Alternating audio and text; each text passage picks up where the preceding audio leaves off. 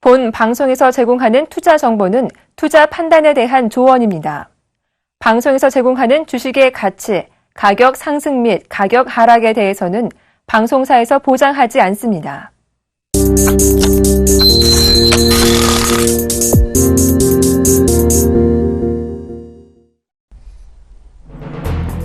국제유가가 50달러 선을 돌파하며 3주 만에 최고치를 기록했습니다.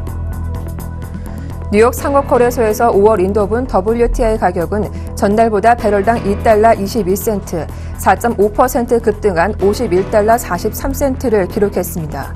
이는 지난 3월 4일 이후 3주 만에 가장 높은 가격입니다. 이처럼 유가가 상승한 것은 사우디아라비아 등 아랍 국가들이 예멘 반군에 대한 공습을 시작하면서 공급 차질에 대한 우려가 커졌기 때문으로 풀이됩니다. 미국의 고용시장 개선세가 뚜렷해졌습니다.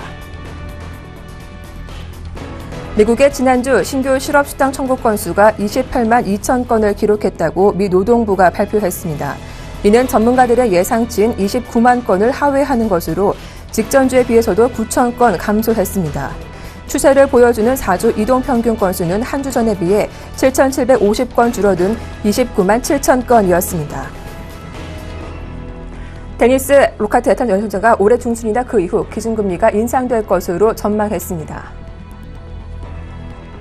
중도주의자인 로카트 총재는 CNBC와 인터뷰에서 올해 1분기 경제 성장이 2월의 혹독한 겨울 날씨와 유가 변동성 등으로 주춤할 것이라고 내다봤습니다.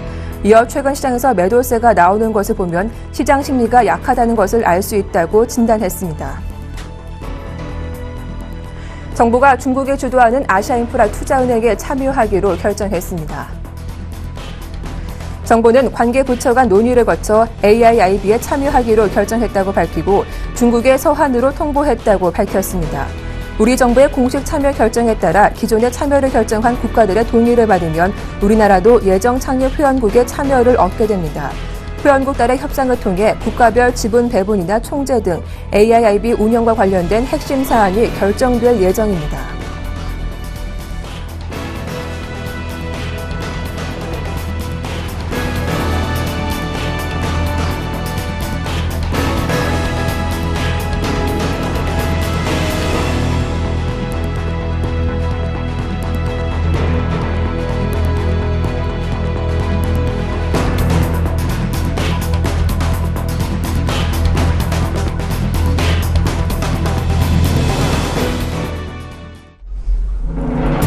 안녕하세요. 출발 증시와이드 박미라입니다.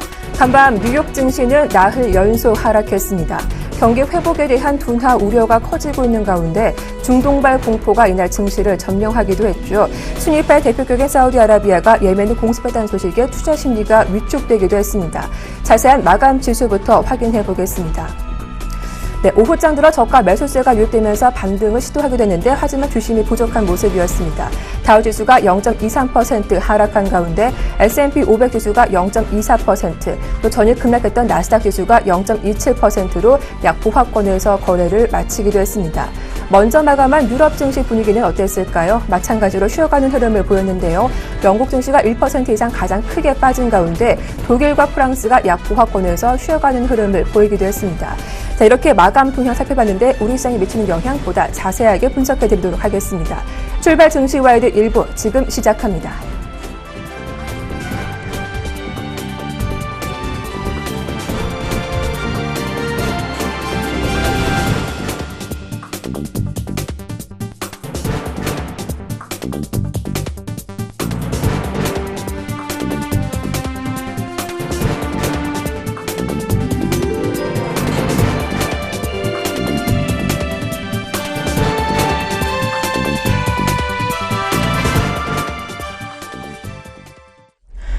네, 글로벌 증시 주요 이슈와 전망을 살펴보는 시간이죠. 경제학자에게 듣는다. 오늘 순서는 이화여자대학교 경제학과 차은영 교수님과 함께하겠습니다. 안녕하세요.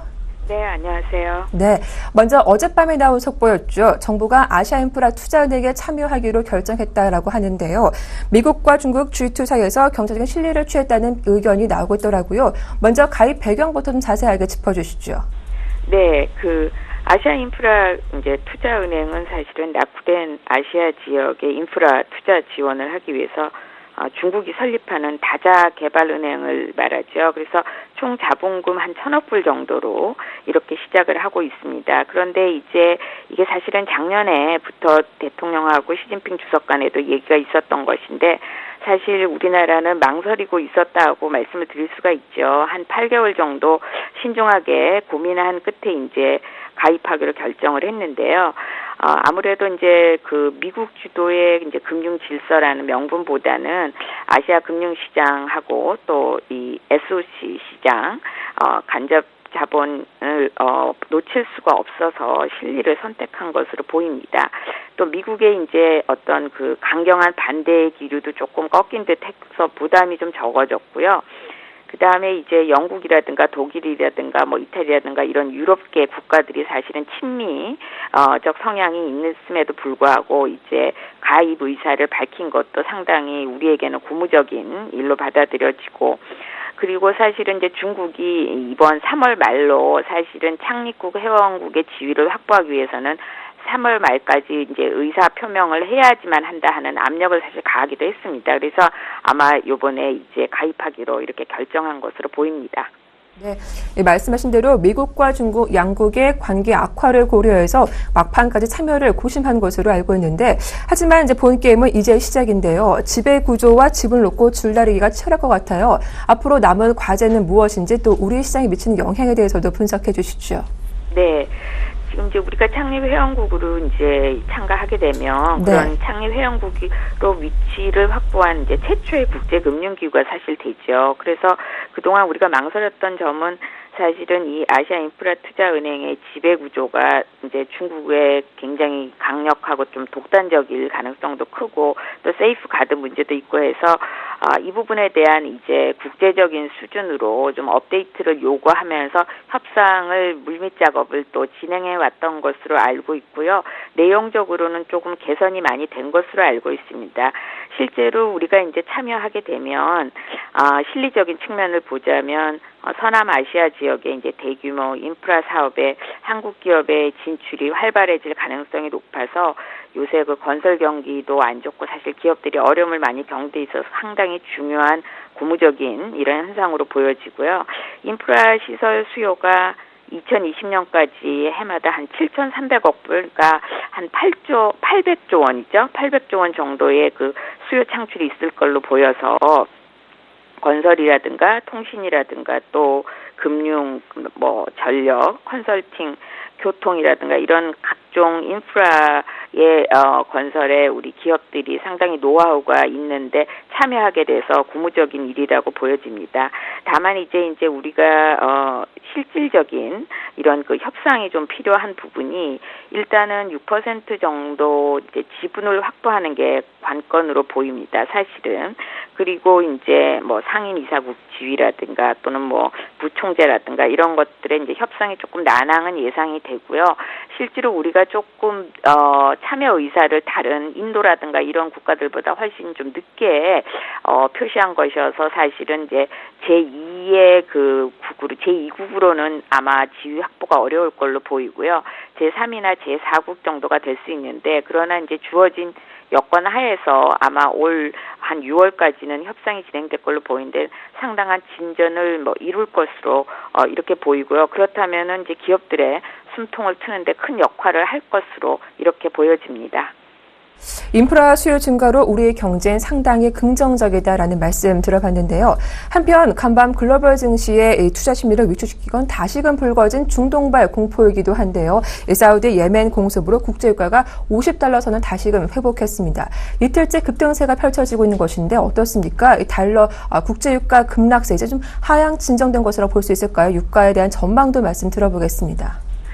예, 이제 사우디아라비아를 포함한 이제 10개국이 사실 예멘의 그 반군에 대해서 공격을 한 거죠. 이제 그렇게 된 이유는 아마 이 예멘이 사우디 국경에 접경해 있는데 여기가 아주 전략적 요충지죠. 특히 그 원유 수송이 1년에 뭐 380만 배럴 정도를 하고 있기 때문에 이 부분을 놓칠 수가 없어서 아마 이제 이렇게 공격이 시작됐는데, 이렇게 되다 보니까 사실은 서부 텍사스유가 이제 $50 넘어섰죠. $51도 넘어섰고, 브렌트유도 $60 거의 이제 육박하고 있어서 사실은 이제 유가가 막 하락세를 보이다가 조금 이제 멈춘 감이 있습니다. 그리고 오히려 이제 상승세로 돌아서는 게 아니냐 하는 이제 예측이 많이 나오고 사실은 있습니다.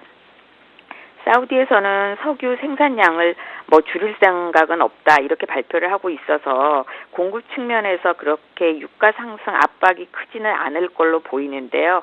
그러나 이제 달러 가치가 지금 사실은 오히려 그 FOMC, 그러니까 연방시장 공개위원회 이후에 오히려 좀 하락하고 있고, 또 이제 이란하고 미국하고 핵 협상이 뭐 뚜렷한 이유 없이 또 지연되고 있고요.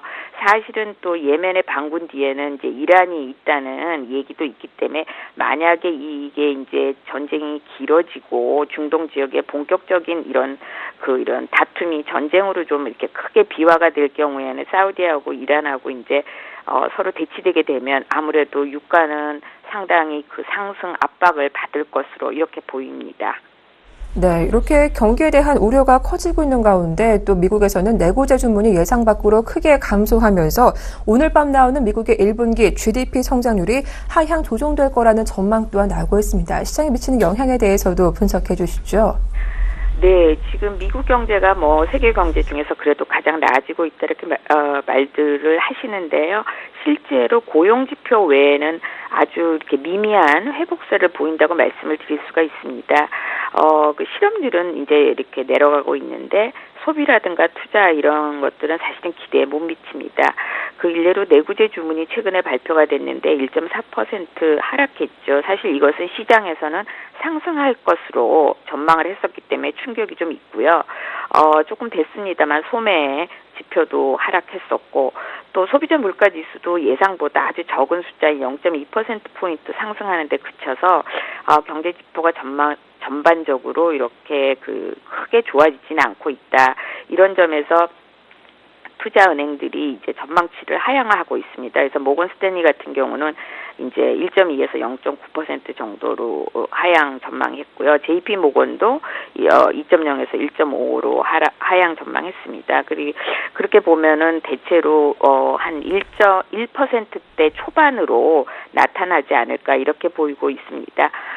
그 이유는 사실은 이제 뭐 계절적인 요인이 컸고요. 한파도 있었고, 또 평균치로 훨씬 웃도는 폭설이라든가, 그 다음에 이제 달러 강세가 지속이 되고 있기 때문에 미국 수출 기업들의 채산성이 상당히 악화되고 있었어요. 그래서 이런 부분이 반영돼서 예상보다는 그렇게 1, 4분기 GDP 성장률이 크지 않을 것으로 이렇게 보고요. 이것 때문에 아마 다우지수가 좀 많이 내려갔었죠.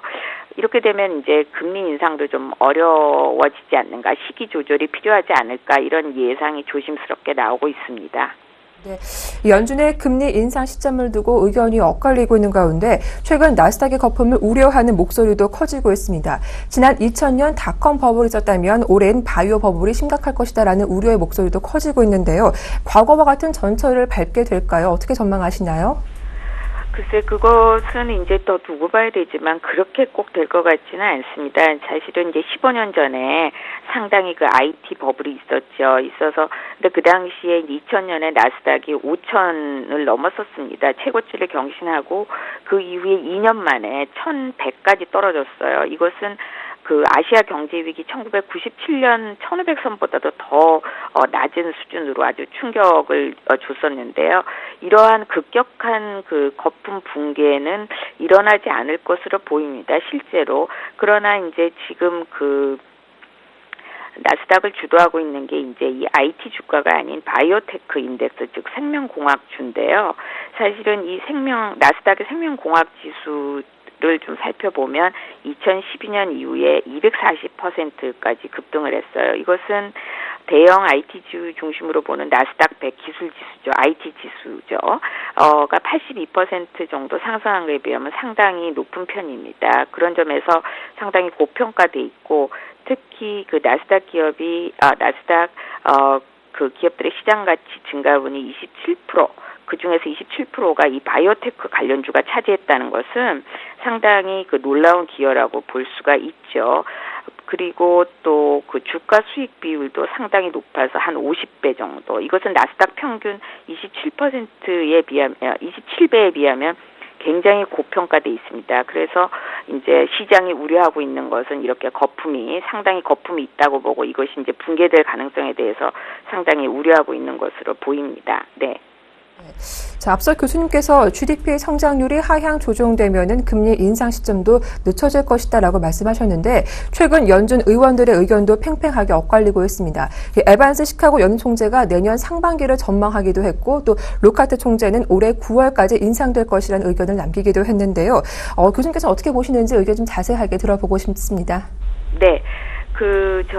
지난주에 있었던 연방공개시장위원회에서 사실은 통화정책 회의에 있어서 기준금리 인상에 있어서 인내심을 가질 수 있다는 문구를 삭제하겠다 이렇게 발표를 했어요. 이 얘기는 이제 올해 안으로 그 금리를 인상하겠다는 사실은 어떤 의지의 표명이라고 시장은 이제 받아들일 걸로 예상을 했는데 기본적으로 이제 연방 총재들은 기준금리 전망치를 사실은 하향 조정했습니다. 1%대에서 0.6%대로 하향 조정하는 바람에 오히려 그렇게 의지가 그렇게 시장에 전달된 게 아니고 금리 인상 시기가 오히려 불투명해지는 이러한 그 오히려 반대의 효과가 지금 나타나고 있고요.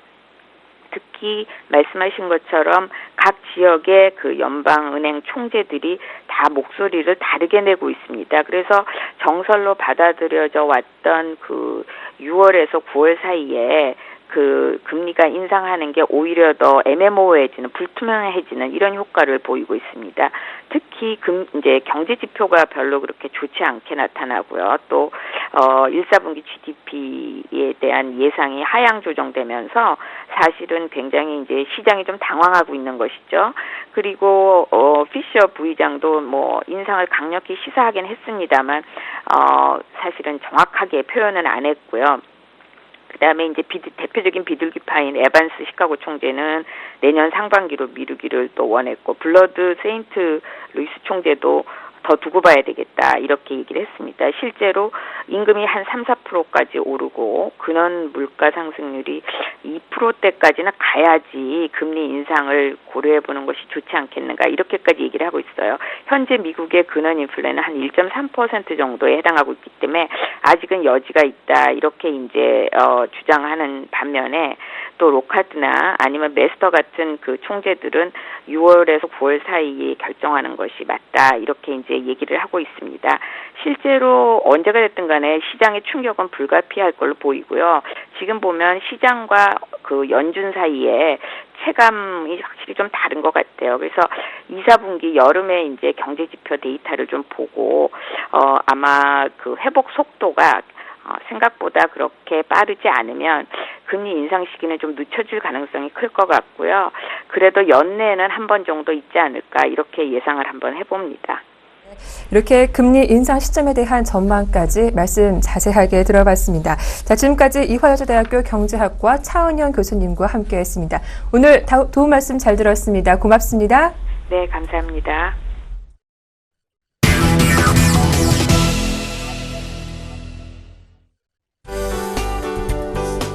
안녕하십니까. 신문 읽어주는 남자 예병군 멘토입니다. 신문 읽어주는 남자가 시간을 좀 더해갈수록 여러분들께 정확한 정보를 전달해 드리고 있어서 마음이 흐뭇합니다. 일단 시장의 조정을 어느 정도 예상을 했습니다. 그래서 제가 계속 이 신문 읽어주는 남자에서 대형주는 좀 일단 매도를 해놓고 보셔야 된다. 그런 얘기를 좀 계속 드렸었죠. 차익 실현을 해야 되고 그 다음에 중소형주는 좀 집중 투자하는 전략이 맞다. 그래서 중소형주가 만약에 조정이 들어온다면 이번이 매수 기회라는 얘기까지도 또 드렸습니다. 그러니까 그런 부분들이 어느 정도 시장에서의 예측치를 맞춰가고 있다는 점. 그리고 시장에서 이 신문에서 계속 안 좋은 기사들이 나오기 시작하면요, 결과적으로 시장의 조정은 불가피한 영역 쪽으로 자꾸 흘러갑니다. 지금 유럽에서의 어떤 문제가 계속 나오기 시작하면서 유럽 얘기들이 신문에서 계속 먼저 나왔죠. 바로 이제 스페인이 시위라든가 이런 부분들이 계속 나왔었고 외신부터 나왔습니다. 그죠?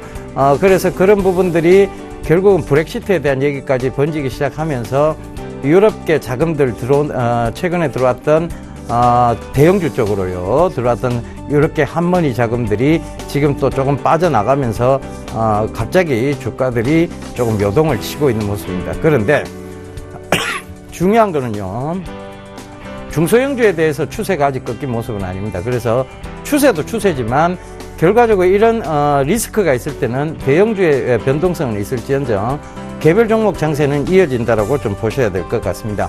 물론 코스닥도 안 빠진 건 아닙니다. 하지만 개별 종목 중에서 좀 강했던 종목군들이 여전히 좀 좋은 모습을 보이고 있다는 것과, 그 다음에 최근에 이제 바이오주 관련주들에 대해서도 수익을 말하던 시간에 여러분들께 말씀드렸습니다. 진정한 쪽은 제약주지 바이오 쪽이 아니다. 결과적으로 뭐냐면 바이오는 기대감에 의해서 메이킹하고 있는 중이고, 그 다음에 제약은 이미 메이드된 상황이다. 그리고 외신에서 짚어드렸던 내용 그대로 읽어드렸습니다.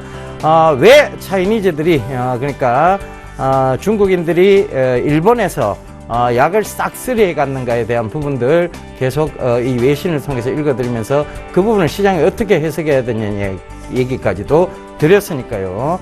참고를 하셨으면 도움이 되셨으리라 생각을 합니다. 자, 오늘도 외신을 읽어가면서 앞으로의 성장성을 한번 잡아보도록 하겠습니다. 자, 월스트리트 저널인데요. 내려보면서 간밤에 외국 주요 증시가 왜 빠졌고 어떤 부분은 어떻게 됐는지 좀 보고 가도록 하겠습니다. 일단은요, 유럽 지수부터 좀 볼게요. 독일 닥스 지수가 소폭 조정이 들었고, 영국 FTSE 지수가 조금 많이 하락을 한 모습입니다.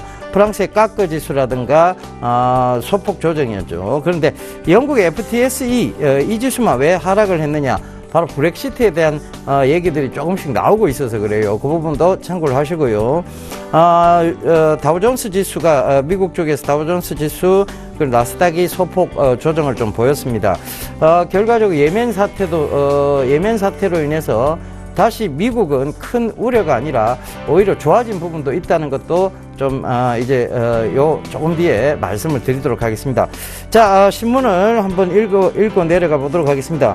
자, 쭉 내려가 보다 보면 예멘의 대통령이 이머지스 인 리야드에서의 어떤 군한 작전, 군한 뭐 이런 것들을 지금 나오고 있고요.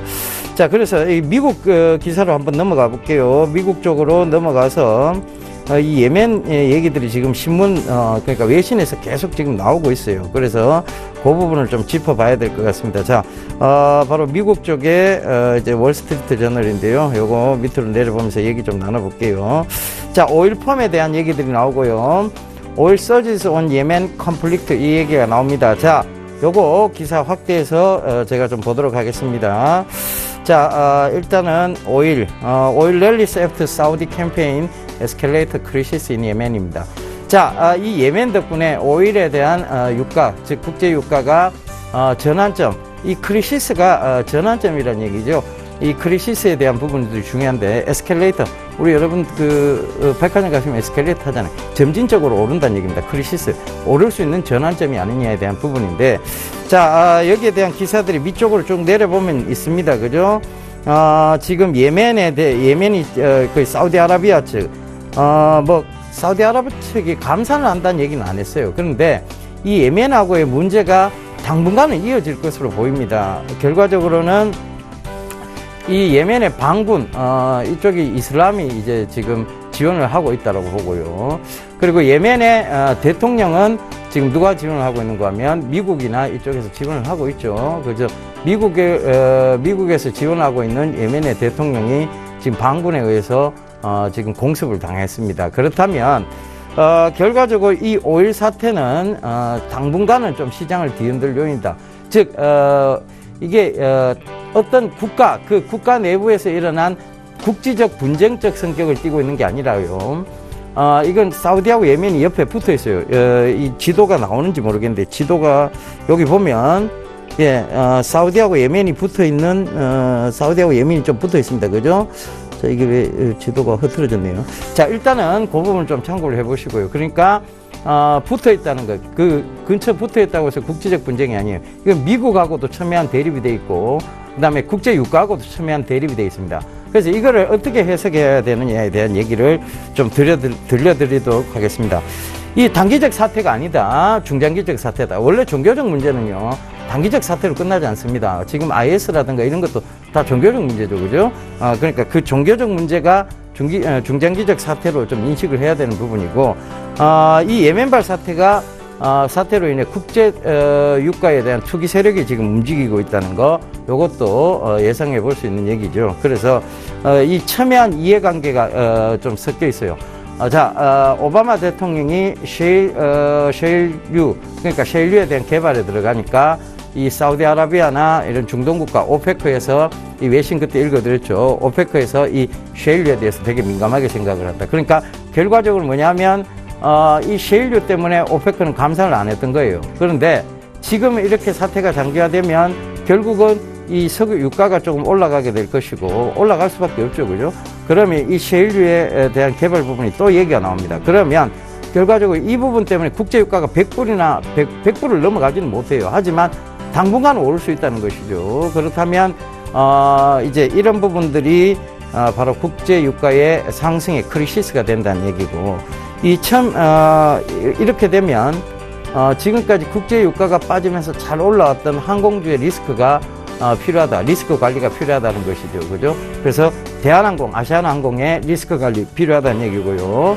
지금 따라 들어가시면 안 된다는 얘기예요. 그리고 또 하나 조정 준다고 들어가시면 안 된다는 얘기고, 지금 들고 계신 분들은 어느 정도 차익 실현 관점 보셔야 된다는 얘기고, 정유주의 반등이 조금 이어질 거라고 좀 보시면 좋겠습니다. 그럼 많이 떨어졌잖아요. 그죠? 기술적 반등과 더불어서 이 크리시스가 어떤 역할을 할지 그것도 좀 참고를 해보셔야 될 것 같고요. 자, 전기차 관련주 역시 마찬가지입니다. 많이 빠졌었죠. 그런데 이 국제 유가가 반등이 온다면 그 전기차 관련주도 긍정적인, 즉 전기차 쪽을 미래 섹터로 갈 수밖에 없으니까요. 그 부분도 참고를 해보셔야 될 것 같습니다. 그래서 오늘 외신은 요걸로 좀 마무리를 지어드릴게요. 굉장히 중요한 부분이니까 반드시 여러분들 숙지하셔서 항공주 리스크 관리하셔야 된다는 거, 정유주 아니면 갈아타게 하셔야 된다는, 정유주로 아니면 전기차 관련주로 갈아타게 하셔야 된다는 거 분명히 좀 말씀드리도록 하겠습니다. 자, 그 다음에 국내 최대 경제 일간지죠. 서울경제신문을 보면서 얘기 이어가도록 하겠습니다. 자, 첫 번째 기사가 좀 눈에 띕니다. 대륙의 성장 깃발 꽂은 헬스케어주 눈여겨봐라. 요 얘기 좀 짚어드리겠는데요. 자, 대륙의 성장 깃발을 꽂은 헬스케어주가 뭐가 있을까요? 자, 잠시만요. 자, 이걸 좀 한번 볼게요. 중국 진출 국내 헬스케어주를 한번 보겠습니다. 휴비츠, 휴원스, 삼천단제약, 그리고 오스템 임플란트가 있어요. 자, 이런 회사들이 중국에 이미 진출이 되어 있는데, 중국이 지금 아유, 죄송합니다. 최근에도 얘기 드렸어요. 의료 보호가 제대로 안 돼 있다. 의료보험 제도가 제대로 안 돼 있다. 의료보호 제도가 안 돼 있다는 것은 병원비에 굉장히 민감할 수밖에 없고, 병원비 문턱이 높아지니까 그들이 제약 쪽을 찾을 수밖에 없는데, 그러면 이렇게 먼저 진출해 있던 회사들은 어떻게 되느냐? 결과적으로 헬스케어 시장이 확대가 되면 이 종목들은 중장기적 성장세를 이어 나가는데 동의를 하셔야 될 것 같아요. 그래서 중국의 고령화가 지금 일단은 이루어지고 있어요. 2040년에는 65세 이상 인구가 23.1%가 될 것이라는 예상이 나오고 있는데, 자, 우리의 평균 연령에 비하면 터무니없이 낮습니다. 그래도 중국이 이때까지 낙후됐던 것에 비하면 빠른 속도로 성장하고 있다는 것은 확실합니다. 그죠? 휴비츠는 이제 그 상해 휴비츠로 시장 점유율을 높여가고 있는데요. 뭐냐면 안경이에요, 안경.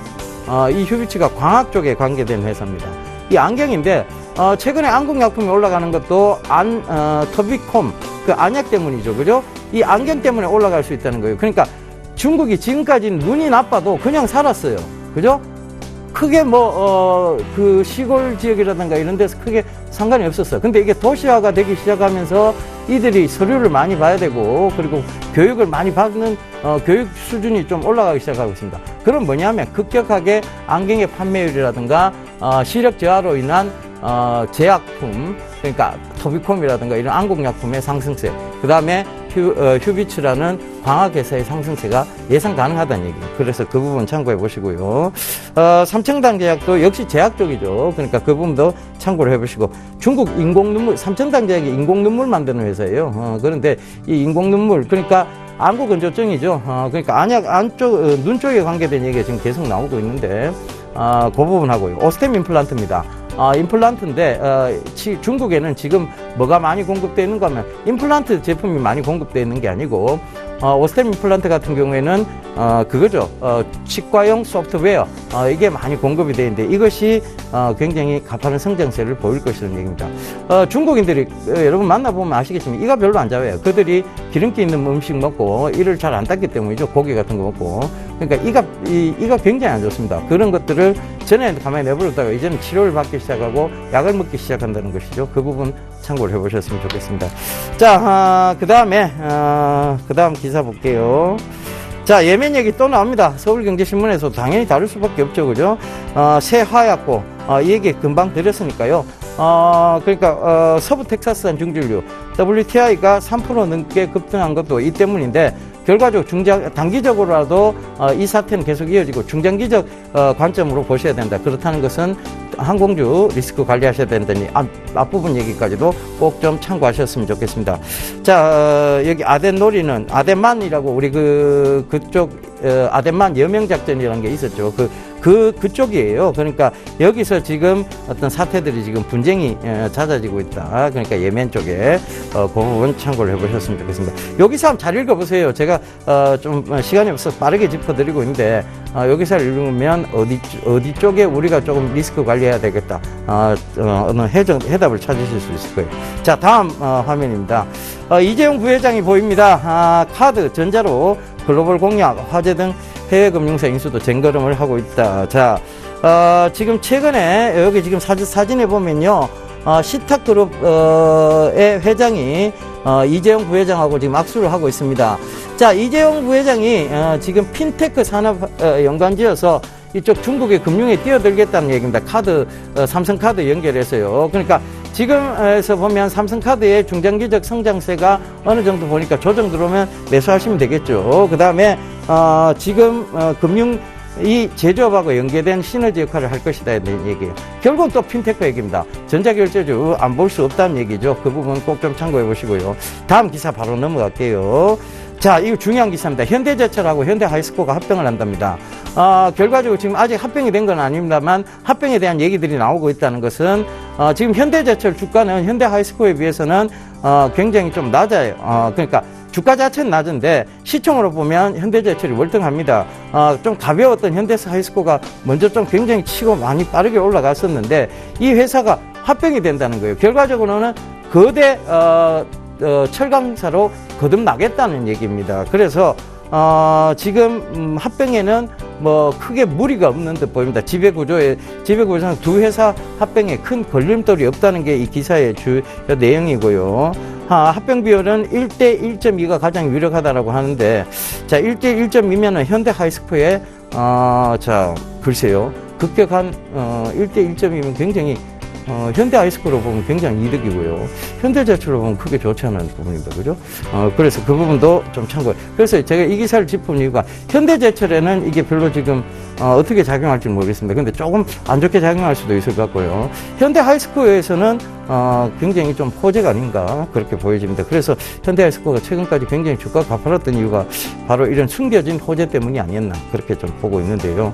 자, 합병하면 뭐 당연히 포스코 이어 국내 2위 철강사가 되는 거고 시총도 10조 원에 육박하는 그런 거대 회사가 된다는 것도 참고를 해보셨으면 좋겠습니다. 결국은 시너지 효과를 발휘하게 되는 거죠. 자, 시장에 대한 부분들 어제와 똑같은 얘기입니다. 다시 스트레스 테스트 구간에 들어갔습니다. 시장은요. 제가 어제도 이 얘기 드렸었죠. 그죠? 종목 장세에 집중해 보셔야 된다는 거 다시 한번 강조드리면서, 예. 제가 이번 주말에 강연회가 있어요. 3월 28일 토요일 오후 2시입니다. 전주로 갑니다. 전북 전주. 전북 여성교육문화센터인데요. 전북 전주시 덕진구의 덕진구 덕진동에 위치해 있습니다. 그 스포츠 문화센터, 올림픽 문화센터 그 옆이라고 알고 있습니다. 그러니까 많이들 참여해 주시고요. 참가비 무료입니다. 여러분 공짜 좋아하시나요? 그죠? 참가비 무료고, 문의 전화 1577-7451이니까요. 여러분들 많이 오셔서 제가 더욱 신나게 강의할 수 있도록 많은 참석 부탁드리도록 하겠습니다. 저는 이만 물러가고요. 내일 다시 인사드리도록 하겠습니다. 감사합니다. 예병군이었습니다.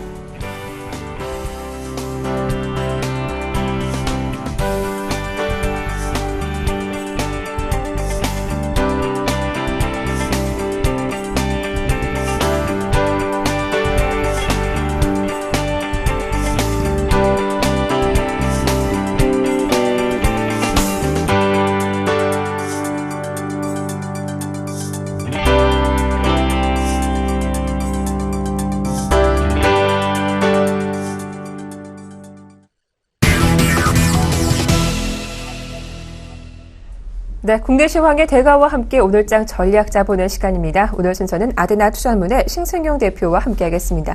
대표님 안녕하세요. 네, 안녕하십니까. 자, 어제 글로벌 증시가 동반 하락하면서 국내 증시도 큰 폭의 조정을 받았습니다. 코스피와 코스닥 각각의 대장주인 삼성전자와 셀트리온이 큰 폭의 하락세를 보이기도 했는데요. 먼저 어제장 리뷰부터 좀 부탁드릴게요. 네, 말씀하셨던 대로 어제 우리 시장 다소간에 좀 우려감이 좀 나타나는 그런 어떤 그 시장이 아니었나 이렇게 좀 생각이 됩니다. 장 초반 일단은 조금은 좀 긍정적인 양상, 그렇게 그 하락폭이 그렇게 크게 나타나진 않았지만 시간이 지나갈수록 삼성전자를 비롯한 시가총액 대형주들의 하락폭이 조금 좀 크게 나타나면서 시장 마감, 코스피 시장 같은 경우는 한 1%에 육박하는 하락, 그리고 코스닥 시장은 1%가 넘는 하락이었죠. 1.31%의 하락. 특히나 셀트리온 제약 그리고 이제 셀트리온을 중심으로 한 바이오주들의 이제 그 하락이 조금 좀 크게 나타났다. 이렇게 좀 말씀을 드릴 수 있습니다. 지금 이제 그 글로벌 투자 심리 다소간에 좀 위축 국면에 들어갔다. 오히려 이게 위축 국면이라고 봐야 되는 것이 옳을지, 아니면 차익 실현 욕구가 커졌다라고 봐야 되는 것이 옳을지, 이 부분에서 다소간에 좀 논란의 여지는 분명히 있습니다만, 일단 다소간 좀 쉬어가는 국면이 좀 진행되고 있다라고 봐야 될 듯합니다. 외국인 매도 전환했죠. 그렇게 큰 금액은 일단은 아닙니다만 매도 전환, 그리고 기관 매도세가 계속되고 있다라는 점. 특히나 국내 이제 그 코스피 시장, 코스피 지수 자체가 2,000포인트를 넘어서게 되면서 어떤 그 기관 펀드들에 대한 환매 압력이 좀 커지고 있다라는 것. 펀드 환매 압력이 커지다 보니까 기관들은 계속되는 어떤 그 매도 일색으로 지금 나타나고 있고요. 이런 부분들 다소간 좀 수급 상황에 그렇게 긍정적인 영향은 분명히 아닐 것이다라는 점. 지금 현재의 상황 전체적인 그림에서는요, 점차 좀 슬림화되어가는 그런 분위기 나타나고 있다라고 보셔야 될 것 같습니다. 하지만 이제 그 중장기적인 관점에서 유동성 장세는 좀 지속된다. 그리고 오늘 제가 조금 좀 말씀드리고 싶은 부분은요, 그 3월 다음 주 이제 화요일이죠. 3월 31일 마감이 분기 마감이 되겠습니다. 분기 마감과 관련해서 실적 마감도 실적 관련된 어떤 그 시장 내 기대감 내지는 변동성 부분도 있을 것 같고요. 그다음에 더 나아가서 이제 분기 말 어떤 윈도우 드레싱에 대한 어떤 그 염두도 분명히 해야 될 것이다라는 부분. 오늘 같은 경우는 이 부분을 좀 염두하셔서, 특히나 오늘 금요일장이 되겠습니다. 윈도우 드레싱과 1분기, 그러니까 그 4월부터 시작되는 장에서는 분명히 1분기 실적과 관련된 기대감이 크게 나타날 가능성이 있다라는 것. 그렇다라면 실적을 오늘은 조금은 더 좀 주의 깊게 그 연구하고 탐구하는 그런 오늘의 어떤 그 기회로 삼아야 되겠다라고 말씀을 좀 드려보겠습니다. 어제 특히나 또 이제 그 추가해서 좀 말씀을 드려보면요, 특징 업종 내지는 종목 말씀을 드려보면 지난 목요일 저는 이제 그 수요일 날 그 정부 안전 대출 때문에 조금 그 은행주의 좀 하락 부분이 나타났었죠. 이 부분 어제 다시금 반등하는 모습 나타났습니다. 오늘 역시 은행주 다소간에 조금 좀 상승세를 이어갈 가능성 저 개인적으로 좀 높다라고 생각이 되고요. 우리 박미란 께서 말씀하셨습니다만 외인들의 매도 부담으로 인해서 삼성전자 그리고 아모레퍼시픽의 어떤 그 하락이 크게 나타났다라는 점, 이 부분. 또 한 가지 이제 특징적인 업종이 있었죠. 중동 지정학적 리스크가 이제 대두가 되면서 정유 업종, 그리고 중국 전체적인 경기 턴어라운드 관련해서 화학 업종의 어떤 그 급등이 크게 이제 나타났었다라는 점, 이 부분 같이 좀 오늘 역시 좀 이어질 가능성이 있다라는 것 염두에 두시면 어떨까 싶네요. 네. 자, 한편 간밤 뉴욕 증시는 나흘째 밀렸습니다. 장중에 반등을 시도하긴 했지만 뒷심이 부족하기도 했죠. 일단 오늘 밤에 나올 1분기 GDP 결과를 확인하려는 움직임도 강했던 것 같은데 오늘 우리 시장 낙폭을 만회할 수 있을지 아니면 추가적인 하락이 나올지 궁금합니다. 오늘 장 전망과 변수들 짚어봐 주시죠. 예, 오늘 시장은 뭐 약보합, 강보합, 보합권 내에서 움직일 가능성이 크겠다라는 저 개인적인 견해를 지금 가지고 있습니다. 그리고 가장 큰 이유, 가장 큰 배경, 일단 뭐 두 가지 정도를 꼽을 수 있을 것 같은데요. 미국 뭐 4일 연속 하락세를 보이긴 했습니다만은 그 하락폭 자체가 지금 좀 둔화되어 가고 있다라는 점. 그렇지만 상승의 모멘텀도 지금 현재 나타나고 있지 않다라는 점. 이런 부분들로 인해서 약보합과 강보합 사이를 왔다 갔다 하는 다소간의 좀 보합권 양상의 박스권이 오늘은 좀 진행될 가능성이 있겠다라고 여겨집니다. 하지만 이 속에서도 분명히 눈에 띄는 그리고 좀 주목을 받는 업종들 분명히 있을 것이라 생각이 됩니다. 특히나 이 부분 관련해서 계속해서 말씀을 드리고 있습니다만은 유동성과 관련된 그리고 중국 경기 선순환과 관련된 그런 업종들 종목들 계속해서 관심을 가지셔야 될 것 같고요. 앞서서 이제 그 오늘 시장의 핵심은 아무래도 3월달 윈도우 드레싱과 그 다음에 이제 그 기업들의 3월 이제 그 실적 마감이 되면서 실적 발표 직후 어떤 그 실적 그 공백기에 대한 실적 발표 공백기가 이제 서서히 사라져가는 새로이 3월 1분기에 대한 실적 기대감을 오늘 다시 한번 좀 시장 내에서 서서히 좀 바람이 불 가능성이 있다라는 부분 좀 생각을 해두셔야 될 것 같네요. 경기 민감 수출 대형주 그리고 이제 그 코스닥의 성장주 분명한 것은 1분기 성장성 기대에 대한 어떤 그 확신을 가지느냐 안 가지느냐 이로 인해서 차익 실현을 할 것이냐 아니면 계속해서 들고 갈 것이냐 아니면 추가적으로 여기에 더 담고 갈 것이냐가 결정되는 오늘은 그런 부분들에 좀 주로 관심을 가지시면 좋지 않을까 생각이 되고요. 지금 수급에 대한 관점 역시 여전히 유효하다라고 보셔야 될 것 같습니다. 기관들이 펀드 환매 압력에 지금 계속해서 시달리고 있다라는 점. 과연 그들이 지금까지 계속 담아온 업종 내지는 담아온 종목들은 서서히 좀 비중을 줄일 가능성이 있다라는 것. 그렇다라면 오늘 시장을 접근하는 전략 내지는 좀 관심 부분은 시장을 계속해서 상승한다라는 그런 가정하에서 낙폭 과대 쪽으로 그리고 1분기 실적 턴어라운드 쪽에 대한 어떤 그 관심이 집중되지 않을까 이런 생각 좀 가져봅니다. 이렇게 월말이 다가오면서 윈도우 드레싱 효과로 기관의 수급을 주목해보자 하셨고 또 1분기 실적주에 관심을 두자 하셨는데요. 보다 좀 핵심적인 전략 들어보고 싶습니다. 포트 비중은 어떻게 실어봐야 하는 걸까요?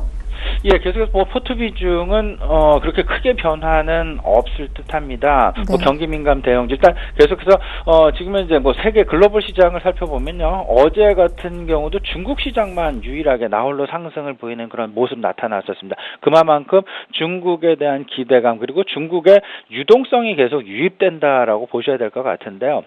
이와 맞물려서 우리 시장 내 화학주에 대한 관심 그리고 건설 전반적인 경기에 대한 관심, 유동성에 대한 관심을 계속해서 갖는 것이 맞다라는 그런 생각이 듭니다. 그리고 아울러서요, 성장주에 대한 어떤 그 순환매 양상 이 부분 꼭 생각을 하시고 일단 바이오는 어제 같은 경우 그리고 그저께 같은 경우에 다소간 좀 쉬어가는 분위기 나타났죠. 이제 다음 제가 개인적으로 판단하기에는 IT 부품 쪽 그리고 기계 부품, 자동차 부품 쪽에 이제 그 관심을 가질 때가 서서히 오고 있다라는 그런 생각도 좀 가져봅니다. 이 IT 부품에 대한 관심 오늘은 조금은 좀 비중을 좀 순환매 차원 속에서 IT 부품에 대한 관심을 갖는 것이 낫다라는 그런 생각이 좀 많이 들고요. 네 가지 관점이 여전히 유효합니다. 성장성에 대한 순환매 부분하고요. 그다음에 이제 중국 경기와 관련된 부분 그리고 정부 정책 핀테크와 관련된 부분 그리고 전반적인 시장의 기본적인 바탕이 되고 있는 유동성에 대한 그런 관점 이 부분 계속 유효하다 말씀드리고 여기에 아울러서 한 가지 더 이제 그 말씀을 드리면 기관과 외국인들의 수급에 따른 어떤 움직임이 분명히 3월 말 윈도우 드레싱과 관련해서 나타날 가능성이 있다라는 것 오늘 이 정도 염두에 두시면 좋겠네요. 예. 하지만 대표님, 미국의 경기 둔화가 좀 지속될 경우에는 국내 수출주에도 분명 안 좋은 영향이 있을 것이다라는 의견 또한 나오고 있거든요. 최근 발표된 경제 지표가 좀 부진했기 때문에 그러한 이유가 나오는 것 같은데 이런 국내 수출주 IT 자동차주의 좀 하락세 좀 진정이 될 수 있을까요? 어떻게 전망하시나요? 예, 지금 이렇게 좀 생각을 하고 있습니다. IT 같은 경우 뭐 대표가 이제 그 SK 하이닉스하고요, 그다음에 삼성전자를 예를 들 수 있을 것 같은데 이 부분은 어떤 그 지금 현재의 상황에서는 실적에 대한 어떤 그 집중도보다는 유동성에 대한 집중도가 조금은 더 크게 작용하고 있지 않나 이렇게 생각이 됩니다. 일단 뭐 삼성전자 그 갤럭시 S6를 발표한 이후에 지금 현재 실질적인 판매로 들어갔지 다소간에 지금 과도기 내지는 임박한 그런 양상 지금 겪고 있는데요. 지금 현재 삼성전자, SK하이닉스 지금 IT 대형주에 대한 부분 같은 경우에는 조금은 좀 유동성 관점에서 접근하시는 게 좋을 것 같고요. 자동차는 여전히 환율 중심으로 접근할 수밖에 없는 그런 필연적인 어떤 그런 상황을 지금 맞이하고 있다라고 계속되고 있다라고 보셔야 될 듯합니다.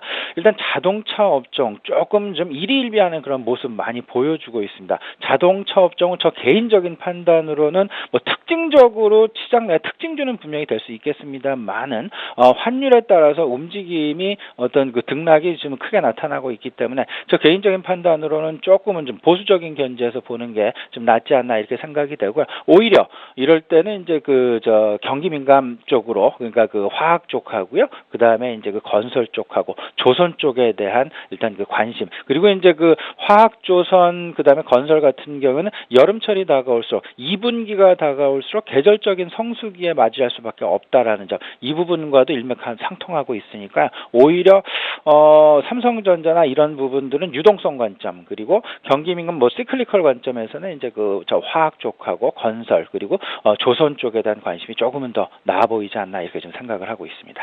네, 오늘 말씀 잘 들었습니다. 지금까지 신승용 대표와 함께했습니다. 말씀 잘 들었습니다. 고맙습니다. 네, 감사합니다.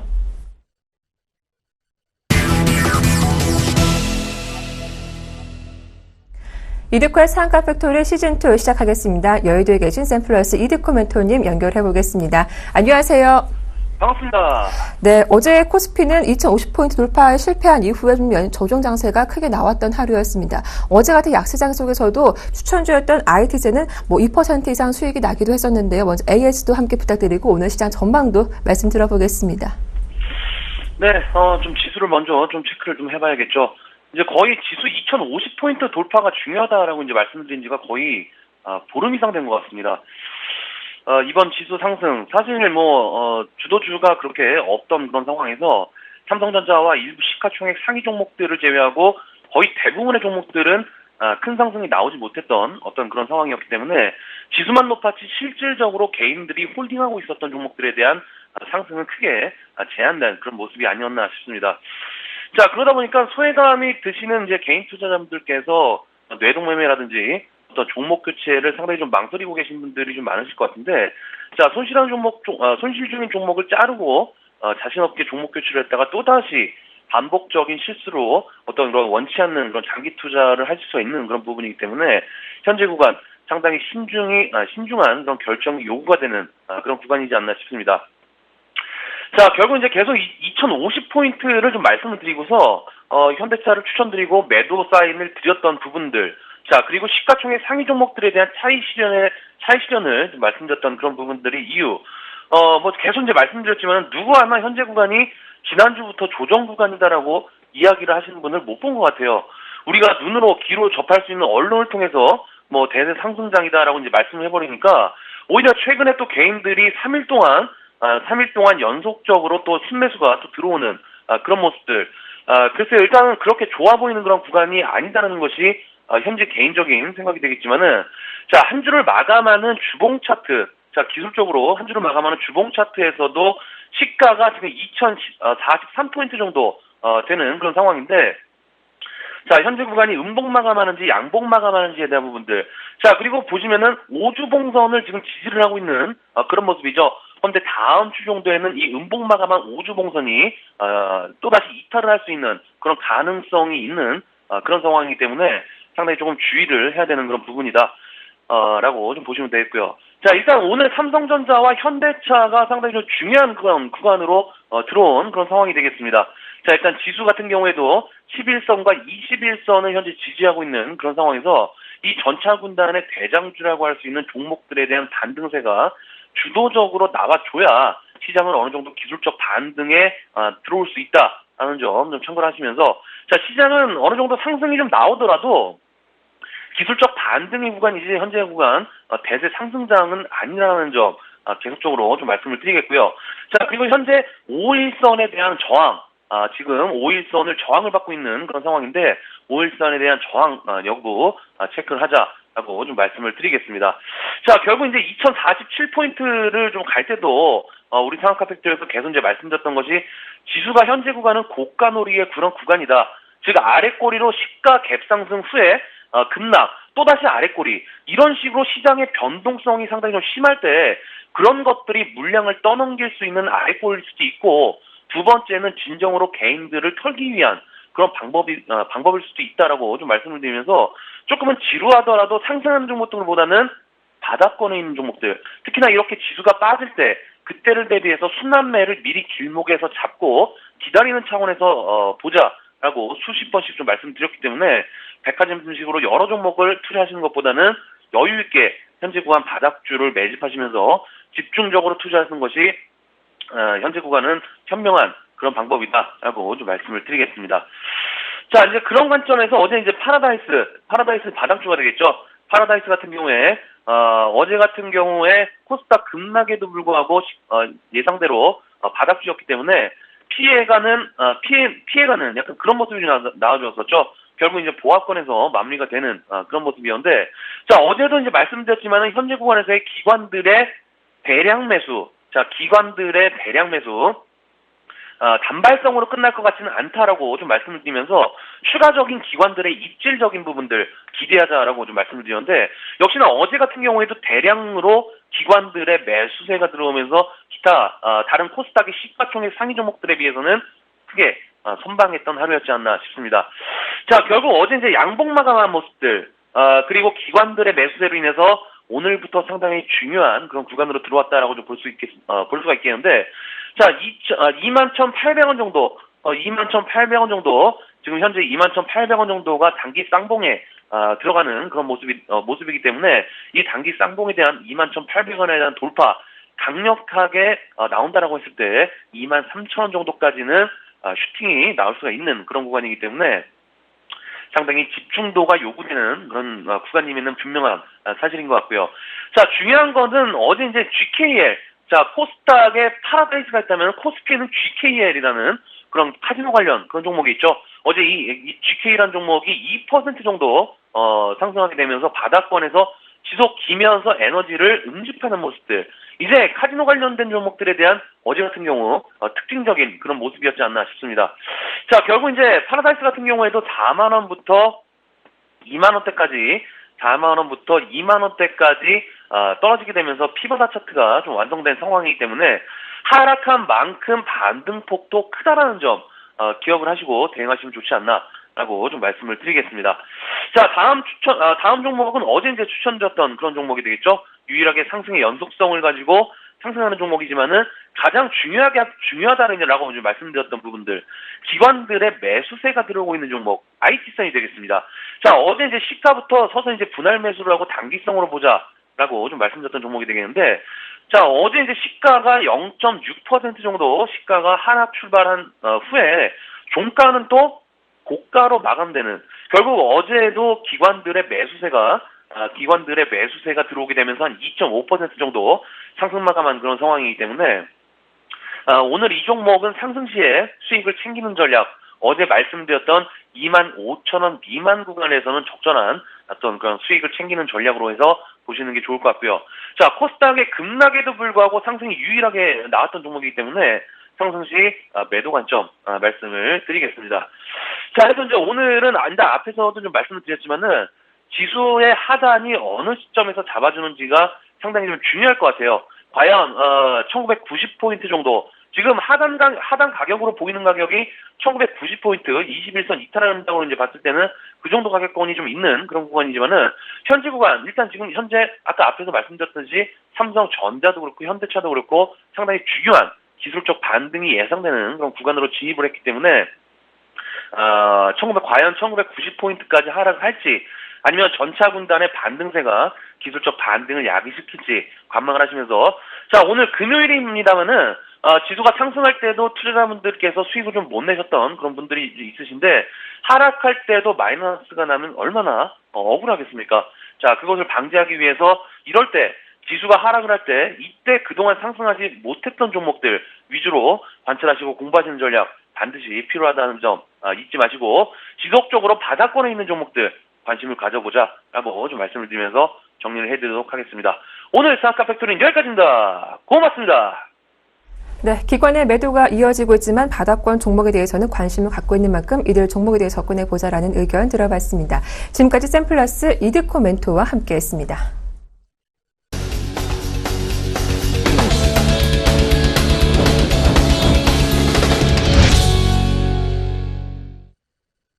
간밤 글로벌 증시는 중동발 리스크에 쉬어가는 모습이었죠. 한 주를 마감하는 금요일장 잠시 후 자세한 출발 상황 분석 도와드리겠습니다. 출발 증시와이드 1부는 여기서 마치겠습니다. 고맙습니다.